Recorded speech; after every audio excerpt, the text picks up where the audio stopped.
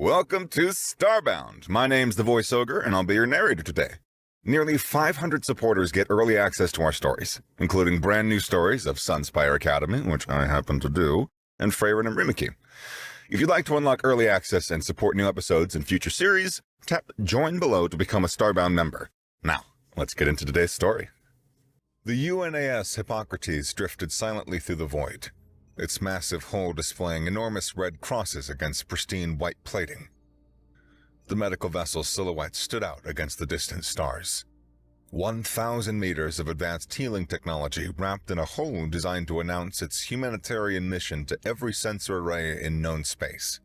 Inside the specialized neural therapy pod, Captain Dario Cole felt the familiar tingling sensation as the treatment interface linked with his neural implant. His eyes remained closed, breathing steady despite the memories flicking behind his eyelids. The screams of the colonists on Proxima, the sickly sweet smell of scorched flesh as the Ardelian plasma weapons cut through the evacuation transports. The mother clutching her child as both were vaporized before he could reach them.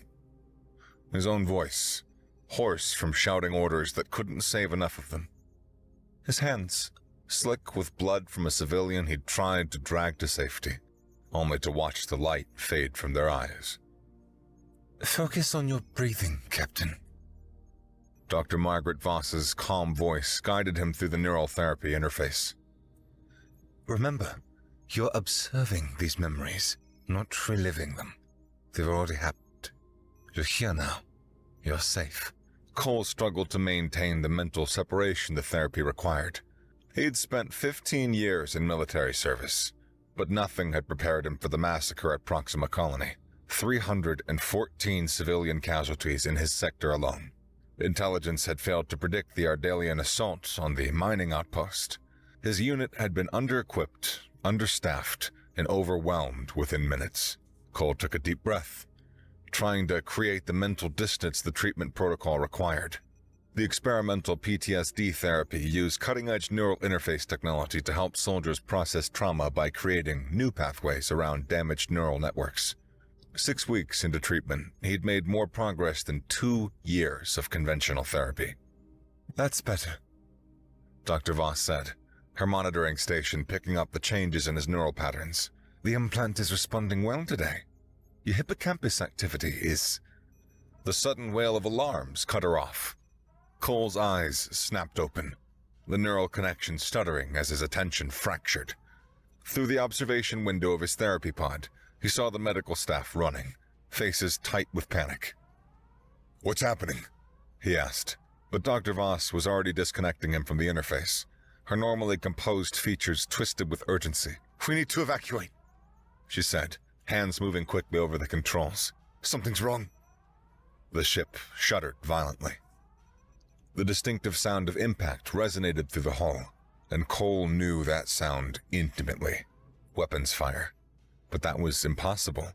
The Hippocrates was a hospital ship, protected under every interstellar convention of warfare. As the neural connection disengaged, a wave of disorientation hit him. He stumbled from the pod, the room spinning briefly around him. Dr. Voss caught his arm, steadying him. "They're firing on us," she said, disbelief etched across her face. "The Ardelians are firing on a clearly marked hospital ship." Cole's military training kicked in despite his compromised state. He glanced down the corridor and saw other patients from the experimental neural program stumbling from their rooms, equally disoriented.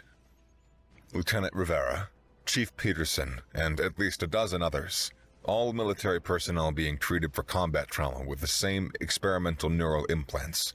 Another impact rocked the ship, harder this time. Emergency lighting activated as the main power fluctuated. The ship's AI announced in its eerily calm voice. "Hull breach detected on docks A through C. All personnel proceed to emergency evacuation stations." "We need to reach the evacuation pods on Deck E," Dr. Voss said, still gripping Cole's arm. "But first, we need to gather as many neural implant patients as possible. The technology is still classified and—" "Irreplaceable," Cole finished. "I understand." As they hurried through the corridors, Cole experiencing a strange sensation. His perceptions seemed to extend beyond his body. He could almost feel the ship's systems, sense the damage spreading through its hull like nerves reporting pain. The disorientation made him stumble. The neural interface didn't properly disengage, Dr. Voss explained, noticing his distress. It's a side effect of the disconnection happening during active therapy. Try to focus on your immediate surroundings. They managed to gather 46 other patients with neural implants, all military personnel in various stages of treatment. The evacuation was chaotic, medical staff prioritizing critical care patients while security tried to maintain order. Cole, drawing on years of command experience, helped coordinate despite his mental fog, directing people toward the nearest evacuation routes. Through viewport windows, he caught glimpses of the attacking vessels. Unmistakably Ardalian destroyers, their distinctive organic-looking hulls bristling with weapons, their purple-tinged energy weapons lanced through space, systematically targeting the Hippocrates engines and communication arrays. This is deliberate, Cole muttered. They're making sure we can't run or call for help. The final barrage hit as they reached the escape pods. The ship lurched sickeningly, and Cole was thrown against a bulkhead. The ship's AI voice, now distorted, announced, "Catastrophic damage to life support systems. Immediate evacuation ordered." In the confusion, Cole and Dr. Voss were separated. The crowd of fleeing patients and medical staff pushed them apart. The last Cole saw of her, she was helping other patients into a different evacuation pod. Her white medical coat stained with someone's blood. Then, emergency doors sealed between them as his pod reached capacity and launched. Cole's pod, containing 12 other implant patients, drifted in space alongside dozens of other evacuation vessels. Through the small viewport, they watched in horror as the Hippocrates broke apart, secondary explosions rippling along its spine. Debris and bodies floated in the vacuum, illuminated by the ghost light of fading energy discharges. Cole felt a strange doubling in his perception. He experienced the ship's death almost as if it were a living thing. A phantom pain of systems failing and lives extinguished. Looking around the crowded pod, he saw similar expressions of confused anguish in the other implant patients' faces. "You can feel it too?" Lieutenant Rivera said quietly. The young woman's face was pale, her pupils dilated. Cole nodded. "The ship. It's like I can feel it. Dying." "It's the implants," Chief Peterson said from his position by the emergency beacon controls. "Something about the disconnection process being interrupted. We're still sensitive." Hours passed in tense silence. The pod's emergency systems maintained life support while its beacon transmitted distress signals. Cole struggled with both survivor's guilt and rage. Hospital ships were supposed to be untouchable, sacred even in war. The Hippocrates had been clearly marked, its mission purely humanitarian. "I heard chatter before we evacuated," Rivera said, eventually breaking the silence. "Some of the medical staff were saying that the Ardalians believed our neural program was actually developing some kind of weapon. It's why they targeted us specifically." Cole frowned. "That's absurd. It's a therapeutic technology." "Maybe," Rivera said, unconvinced. "But have you noticed how the implants are affecting us even now? How we can sense things that we shouldn't be able to?" Before Cole could respond, the pod's communication systems crackled to life. "Attention evacuation vessels from UNAC Hippocrates. This is UES Nightingale responding to your distress call. Prepare for recovery operations." Inside the docking bay, medical teams rushed to assist survivors. Cole helped his fellow implant patients disembark, noting the careful way military personnel separated them from the other survivors. They were directed to a secure section of the ship, while regular civilian patients and medical staff were taken to the main medical bays.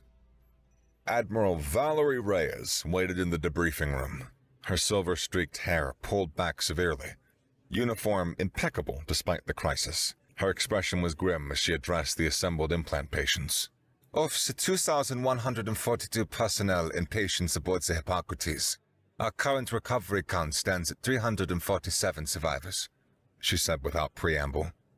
The Ardalian Collective has issued a statement claiming that Hippocrates was harboring a bioweapon research lab, specifically referencing your neurotherapy program. A stunned silence fell over the room. Cole felt sick.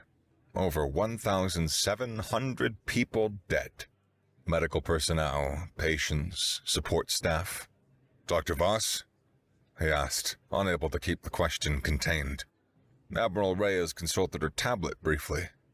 Dr. Margaret Voss is confirmed amongst the casualties, Captain. I'm sorry. Cole's mind went blank with shock. Dr. Voss had been his anchor through the treatment process. The one person who truly understood the demons he was fighting. The thought of her body floating in the void made something cold and hard crystallize in his chest. Earth government has issued formal denials of any weapons research, Reyes continued. But the Ardalians remain adamant. Our intelligence suggests they specifically targeted patients in the neural therapy program. You were meant to die. She paused, letting the implications sink in. After this debriefing, our military neurologists will examine each of you, particularly focusing on your implants and any unusual experiences you've had since the attack. Later, in private, Admiral Reyes approached Cole as he sat in the ship's observation lounge, staring at the stars. I understand you are one of Dr. Voss's primary research subjects, she said, taking the seat beside him. Cole nodded, not trusting himself to speak about Voss yet. Then you should know the truth, Reyes continued. While there was no bioweapon aboard the Hippocrates, the neural interface program was indeed classified military research. Though therapeutic in nature, the implants were designed to help soldiers process trauma by creating neural pathways that could compartmentalize and eventually heal traumatic memories. That much I knew, Cole said. What you likely didn't know was that the research had unexpected results. The implants demonstrated an ability to create connections beyond the individual mind, a kind of limited technological telepathy that's emerged in some patients. Cole thought of the strange sensations he'd experienced during and after the attack, feeling the ship's systems, sensing the distress of others with the implants. You mean what we've been experiencing isn't just a malfunction from the interrupted therapy? No. It's an evolutionary step the research team was just beginning to document. Dr. Voss was preparing a report on what she called expanded neural interface capabilities. The Ardalians somehow got wind of this research and misinterpreted it. Or, used it as an excuse. Admiral Reyes leaned forward, her voice dropping. Captain Cole, I am here to offer you and the other survivors a choice. You can have your implants removed and return to civilian life with generous compensation for what you've endured. Or, she paused, studying his face, you can volunteer for a classified military response to the Ardalian attack. What kind of response? The kind that uses the unexpected capabilities of your implants. That fleet believes that they can be leveraged into a revolutionary combat system, one the Ardalians won't see coming. Cole thought of Dr. Voss helping patients into an evacuation pod, her white coat stained with blood. He thought of the Hippocrates breaking apart, the lives extinguished in deliberate violation of every civilized agreement. His decision was already made. I'm in, he said. 6 weeks later, Cole entered a specialized facility built in the regolith of Mars moon Phobos. The Retribution Initiative was housed in a nondescript military bunker, its existence classified at the highest levels. Inside, he reunited with other 47 implant survivors, all of whom had volunteered.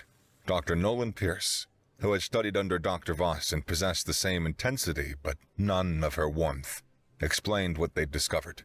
The neural implants can be modified to allow pilots to neurally connect with spacecraft, bypassing traditional control systems, Pierce said, leading them through the facility's central chamber where rows of specialized stasis pods were being prepared. Essentially, you will be able to become the vessels that you pilot, experiencing the sensors as your senses, their systems as extensions of your own body. The program was intensive and painful. Each volunteer underwent additional surgery to enhance their implants, followed by grueling training sessions in simulator pods. They learned to control what the military dubbed ghost ships, unmanned vessels that responded directly to their neural commands. The process was psychologically taxing. Several volunteers washed out, unable to handle the mental strain of extending their consciousness into machine systems. Cole discovered that he had a particular aptitude for the connection. Dr. Pierce theorized it was because his PTSD therapy with Dr. Voss had progressed further than most, creating more adaptive neural pathways. During a test simulation, Cole experienced a disturbing phenomenon. When his ghost ship was destroyed in the simulation, he felt the impact as a burning sensation that lingered long after the session ended. "We're trying to modulate that feedback response," Dr. Pierce explained when Cole reported it. "It's the neural link interpreting damaged data as pain signals." "Don't," Cole said firmly. "Leave it intact." Pierce looked surprised. "Captain, the pain has no physical basis. It's essentially a phantom sensation that we can eliminate." "The pain creates urgency and it reminds us of the real stakes," Cole insisted. "We're not playing a video game. We're exacting justice." After 3 months of preparation, the Retribution fleet was ready. 40 ghost ships, with Cole as the designated mission commander. The ships were sleek, predatory vessels unlike any in Earth's standard fleet, designed purely for combat with no life support systems needed. They were officially designated the Hippocratic Oath Fleet, a dark irony that wasn't lost on any of the volunteers. The plan was straightforward. Attack key Ardalian military installations, demonstrating both Earth's technological superiority and their resolve to answer atrocity with overwhelming force. The volunteers would enter stasis pods, their bodies remaining safely in the Phobos facility while their minds, through the enhanced implants, operated the ghost ships across vast distances. As Cole entered his stasis pod, he experienced a vivid flashback to his therapy sessions on the Hippocrates. Dr. Voss's voice seemed to echo. "Healing isn't about easing pain, Captain. It's about finding meaning in it." The memory gave him pause. She had been helping him find peace, not vengeance. Would she approve of what her research was being used for now? He pushed that thought aside as the stasis sequence initiated. For better or worse, he was committed to this path. Cole awakened, integrated with his ghost ship, orbiting a staging area near the Ardalian border. The sensation was disorienting at first. He had no physical body, only the hull, sensors, and weapon systems of the vessel. His consciousness expanded to fill the ship's operational framework, sensory data flooding in from all directions. Radiation levels, microgravity variations, electromagnetic spectrum readings. Information his human brain could have never processed directly became intuitively comprehensible. The other 40 pilots connected, forming a neural network that allowed instantaneous communication. No radio, no delay, pure thought transference. Cole could feel their presence, their emotions leaking through the connection. Fear, anticipation, rage. A potent collective consciousness unified by purpose. "Fleet check," Cole projected through the network, and received 40 immediate acknowledgements, each with its own emotional signature. Their first target, an Ardalian military shipyard in the Regal system. Intelligence suggested minimal civilian presence and substantial military value. The Ghost Fleet moved in perfect formation, jumping through fold space with a synchronization no human reflex could have achieved. The attack came without warning, emerging from fold space directly within the shipyard's defensive perimeter. Cole felt a dark exhilaration as his weapon systems engaged. His ghost ship's plasma cannons tore through an Ardalian cruiser's hull as if it were paper. Through the neural network, he coordinated the fleet's movements with exquisite precision, targeting power nodes, weapons platforms, and communications arrays. When Ardalian counterattacks damaged some ghost ships, the neural network experienced it as a shared pain, driving the pilots to greater fury. Cole's own ship took a glancing hit to its aft stabilizers, sending a burning sensation through what felt like a phantom limp. He retaliated with the precision strike that disabled the attacking vessel's weapon systems. As they devastated the shipyard, Cole interfaced directly with its command systems, leaving a message in both human and Ardalian language. For the Hippocrates. This would become their calling card, left at each site of destruction. The fleet withdrew before Ardalian reinforcements could arrive in strength, slipping back into fold space with the same uncanny coordination. But as they retreated, Cole experienced something unexpected. As his weapons destroyed the final Ardalian vessel, he felt a momentary, phantom sensation of its crew dying. It was distant but unmistakable, a whisper of extinguished consciousness that left him shaken. Back at the staging area, Cole tried to process what he had felt. He reached through the neural network, asking if others had experienced the same phenomena. I felt it too, Lieutenant Rivera's consciousness responded. like echoes of screams, but not with my ears. It was more like feeling someone's light go out, Another pilot added. distant, but real. Dr. Pierce, monitoring from Phobos, was alarmed by this development. The implants are evolving. His voice came through their communication link. They're extending their sensitivity in unforeseen ways, possibly creating limited perception of alien ships, and maybe even consciousness patterns. Is it a problem? Cole asked. Unknown, but it represents a significant deviation from expected parameters. I recommend pausing the campaign for further study. Cole relayed the information to Earth Fleet Command, but the response was swift and negative. The success of the first strike was too promising to halt now. The footage of the Ghost Fleet's devastating attack was already being distributed throughout human space. A powerful demonstration that attacks on hospital ships would be answered with overwhelming force. Their second target, an Ardalian defensive platform protecting a key colony in the Tau Ceti system. This time, Cole went in prepared for the strange death sentence. As the battle began, he discovered the sensation was stronger, more defined. He could differentiate between the quick, shocked deaths of military personnel and the slower, terrified fading of civilian workers caught in the attack. There are civilians present, He projected urgently through the network. This wasn't in our intelligence briefing. Does it matter? Came a response thick with hatred.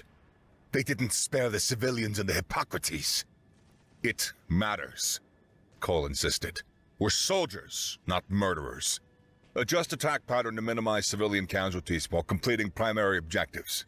Some pilots resisted, consumed by vengeance, but Cole's authority in the neural network prevailed. He impressed upon them the crucial distinction between justice and blind retaliation, channeling Dr. Voss's ethical clarity that had been so much a part of his therapy. As they withdrew, Cole intercepted Ardalian communications. Their military leadership was in disarray, unable to comprehend how unmanned ships could operate with such precision and adaptability. More disturbing were the references to the human consciousness weapon. The Ardalians believed the ghost ship fleet confirmed their suspicions about the Hippocrates. They thought Earth had weaponized human minds. In a way, Cole reflected, they weren't entirely wrong. Between missions, Cole experienced increasing difficulty separating from his ghost ship. During neural rest periods, he should have returned to a state of ordinary consciousness in his stasis pod. But fragments of his ship self persisted. Phantom sensations of thrusters, weapon systems, the cold void of space. Dr. Pierce noted similar phenomena in other pilots. The implants were creating permanent changes to their neural architecture, binding them more deeply to their vessels. Your brain is essentially rewiring itself, Pierce explained during one rest period. The neural pathways that allow you to interface with the ship are becoming more established, more permanent, more a core part of you than someone separate. Is it reversible? Cole asked. Pierce hesitated. At this stage, yes, though not without some lasting effects. But if the progression continues... He left the implication hanging. More concerning was another development. Cole and several other pilots were developing the ability to sense Ardalian communications and thought patterns at increasing distances. It was as if the implants were adapting to perceive alien consciousness. This may explain the death sense phenomenon, Pierce theorized. Your implants are evolving to interpret alien neural patterns, which means that you are perceiving their consciousness, including its termination. Are we becoming telepathic? Cole asked. Not exactly. It's more like your implants are becoming more sensitive to consciousness beyond just human. It's unprecedented. During these rest periods, Cole experienced dreams of Dr. Voss. In these dreams, she stood in her pristine lab coat on the Hippocrates, expression troubled. "This isn't what the technology was meant for, Dario," she said in one particularly vivid dream. "They killed you," he responded. "They killed thousands of innocent people." "And how many have you killed in return?" He dismissed these as mere manifestations of his subconscious, but they left him unsettled. Meanwhile, Earth propaganda broadcasts showcased footage of the Ghost Fleet attacks, celebrating the vengeance being wrought. Public support for the campaign was overwhelming. The destruction of a hospital ship had struck a deep nerve in the collective human consciousness. Their third target was the most ambitious yet: the Ardalian military headquarters on Paris Prime, striking at the heart of enemy territory. As they approached through fold space, Cole sensed something unusual, a faint neural signature similar to human patterns. Using his increasingly sensitive perception, he traced it to a facility near the military headquarters. With growing horror, he realized what it was: human prisoners from the Hippocrates being experimented on, their neural implants studied by Ardalian scientists. "Change of plans," he projected to the fleet. "I'm detecting human prisoners near the target zone, survivors from the Hippocrates. Squadron 2 will continue with the primary objective. Squadron 1, you're with me for a rescue operation." Cole diverted with 20 ghost ships to the research facility, while the remainder of the fleet engaged the headquarters. His sensors identified 15 captured humans, medical staff, and patients from the Hippocrates, including 3 with neural implants similar to his own. The Ardalians had been attempting to reverse engineer this technology, confirming their suspicions about its potential. The rescue attempt triggered immediate resistance. Ardalian security forces activated a defensive grid around the facility, and reinforcements scrambled from nearby bases. Cole deployed autonomous rescue pods, small vessels capable of sustaining human life that could extract the prisoners once the defensive grid was neutralized. Through his enhanced perception, Cole felt the prisoners' fear and hope as a squadron systematically disabled the facility's defenses. But he also sensed something else: a powerful Ardalian neural technology being activated, designed specifically to disrupt human neural patterns. "Incoming countermeasure!" He warned the network, but it was too late. The Ardalian weapons struck the neural network like a thunderbolt. Pilots screamed across the connection as their consciousness was assaulted. The sensation was like having every neuron simultaneously firing in pain. The psychic agony beyond physical description. Several ghost ships went dead, their pilots' neural links severed. Cole fought through the excruciating pain, using techniques Dr. Voss had taught him for managing traumatic memories. He established himself as an anchor in the network, projecting stability to the remaining pilots. "Focus on your core consciousness," he instructed, creating a pattern for others to follow. "Let the pain flow around you, not through you." Gradually, the pilots, still connected, stabilized enough to continue the operation. The rescue pods reached the prisoners, extracting them from the facility while the ghost ships provided covering fire. As they began withdrawal, Cole accessed the Ardalian weapons control systems.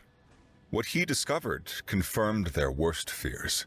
The weapon had been developed directly from research on the Hippocrates survivors. The attack on the hospital ship had indeed been specifically to capture the neural technology. The Ardalians hadn't feared a human superweapon. They wanted to create one themselves. Their weapon, however, was crude compared to the evolved sensitivity of Cole's implant. Using his enhanced connection, Cole turned the Ardalian weapon against its creators. He reconfigured its targeting parameters, amplifying its effect and redirecting it toward Ardalian neural patterns. The resulting backlash devastated the enemy command structure, leaving their forces in chaos. It was a decisive victory, but at a terrible cost. 8 ghost ships destroyed, their pilots left in vegetative states in their stasis pods on Phobos. The rescued prisoners were safe, but the fleet was compromised. Back at Phobos, Dr. Pierce was alarmed by the changes in Cole's neural patterns. The implant was no longer just integrating with his mind, it was transforming it.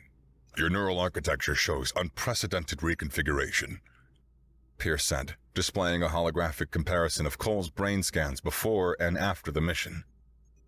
"These new structures, they shouldn't be possible." Cole felt the difference. He could now perceive consciousness at vast distances even outside his ghost ship. He sensed the Ardalian collective mind across space, their fear and confusion following the devastating attack. More disturbingly, he could feel the other pilots in the program, their thoughts and emotions becoming increasingly transparent to him. The counterweapon, despite its failure, seemed to have accelerated the implant's evolution. Pierce continued, some kind of adaptive response.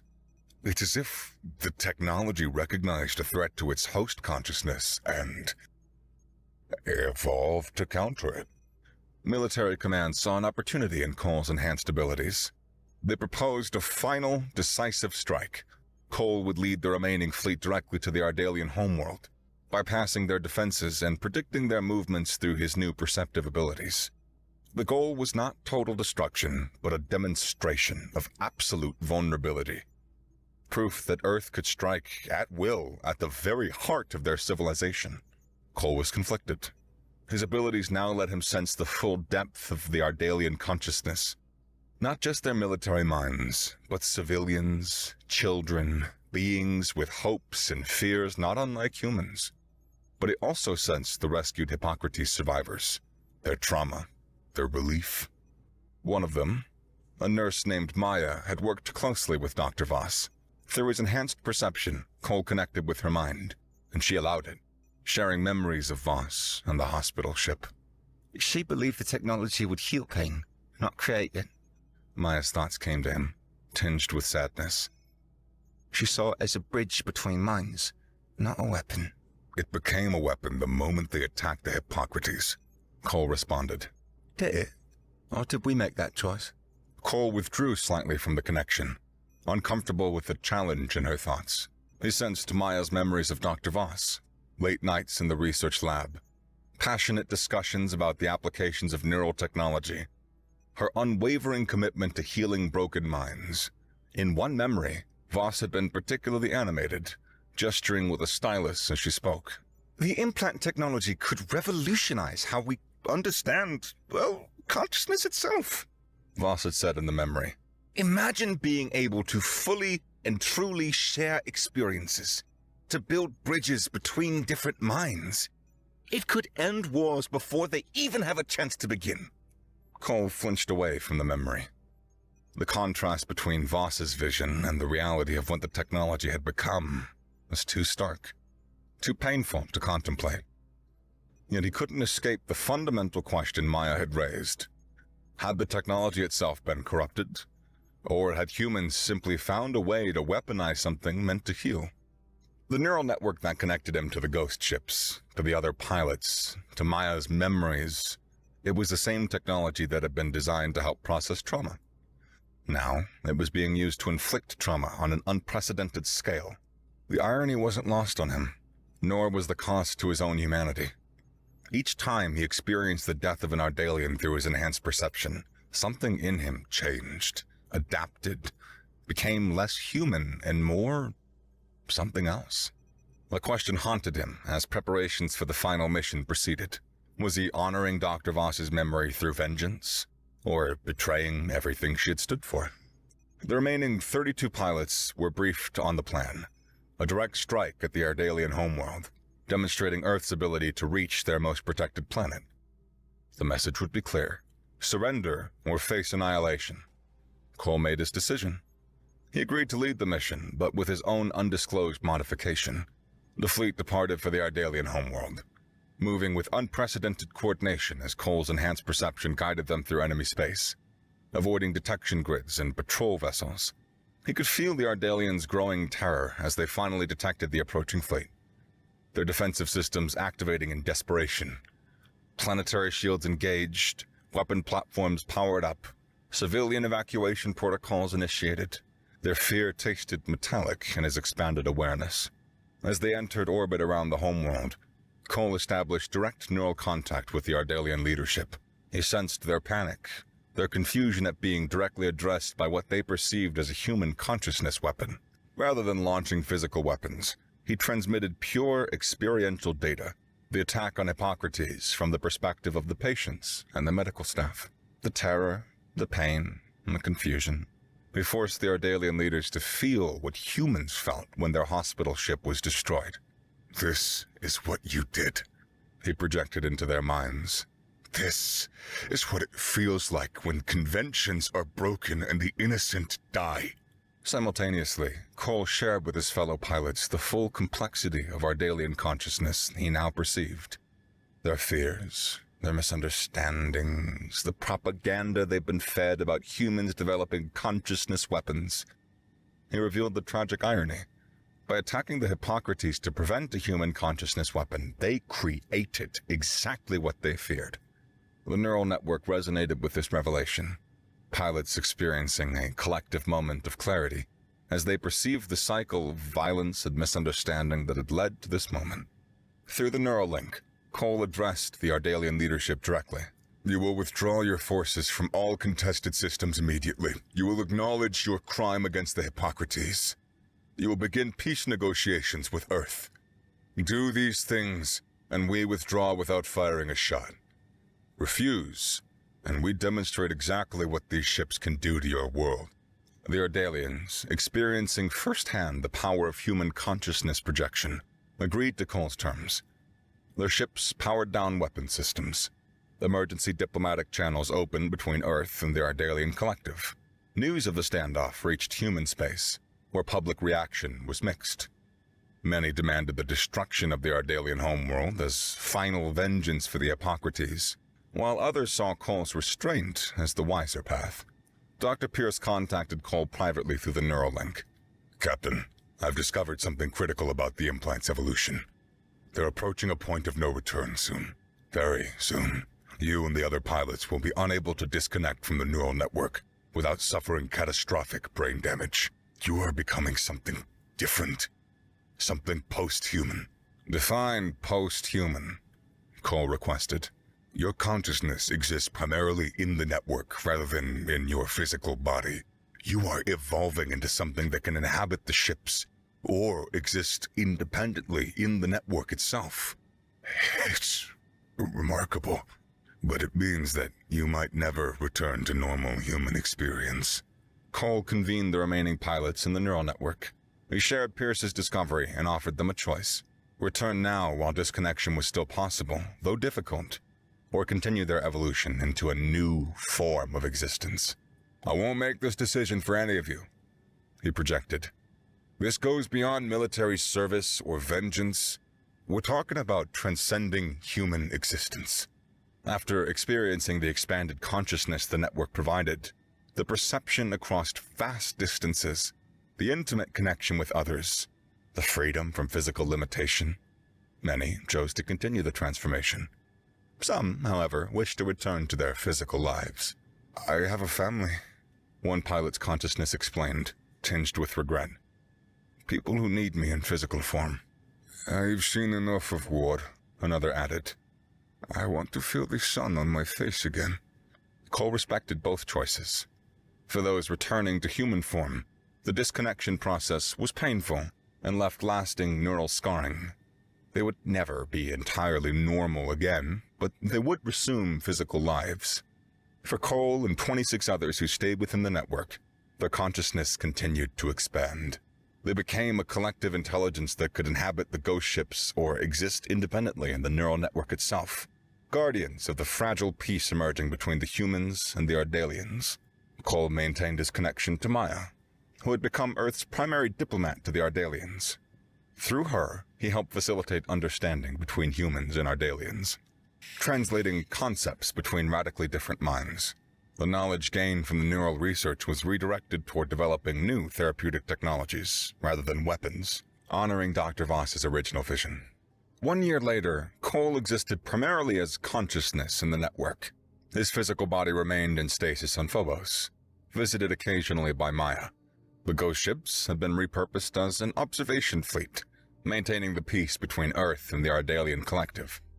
Cole and the networked pilots served as guardians and mediators, their expanded consciousness allowing them to perceive threats and opportunities for cooperation across vast distances. Earth had adapted to the reality of a new form of human existence. The pilot group, now calling themselves the Integrated, maintained their separation from traditional human society while serving as its protectors. Some feared them, others revered them, but all recognized the evolution they represented. Humanity had always defined itself by its adaptability, its ability to transform environment, technology, and even its own nature to survive. The Integrated were simply the next step in that evolution, a bridge between organic consciousness and digital existence.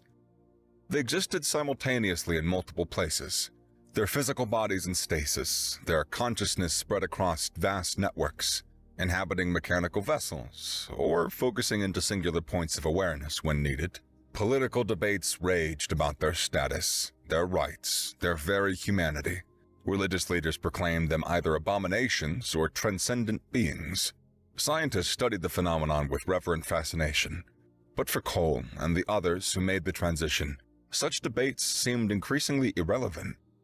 They had become something that operated in a different plane of existence, experiencing reality in ways that defied conventional description. They perceived time differently, able to process information at accelerated rates while also maintaining awareness across vast temporal and spatial distances. They communicated with each other not in words, but in complete conceptual packets, sharing entire frameworks of thought in microseconds. And yet they maintained their individual identities, their memories, their core humanity, even as they evolved beyond its traditional boundaries.